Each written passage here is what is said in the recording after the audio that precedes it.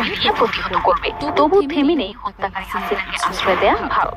একের পর এক ষড়যন্ত্র করছে বাংলাদেশের বিরুদ্ধে।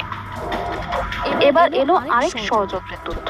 প্রবাসী সাংবাদিক ইলিয়াস হোসেন সম্প্রতি ফেসবুক পোস্টে দাবি করেন ভারত গোপনে বাংলাদেশ দখলের পরিকল্পনা করছে।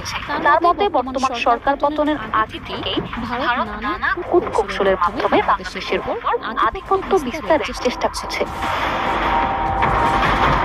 তিনি বলেন মিজোরামের লেংপুই বিমানবন্দরকে ভারত একটি পূর্ণাঙ্গ এয়ারফোর্স বেসে রূপান্তর করতে শুরু করেছে, যা বাংলাদেশের খাগড়াছড়ি সীমান্ত থেকে মাত্র 24 মাইল দূরে এবং ফেনী সীমান্ত থেকে 96 মাইল দূরে। তার মতে এই দূরত্বে একটি যুদ্ধ বিমান বাংলাদেশের আকাশ সীমা অতিক্রম করতে খুব কম সময় নেয়।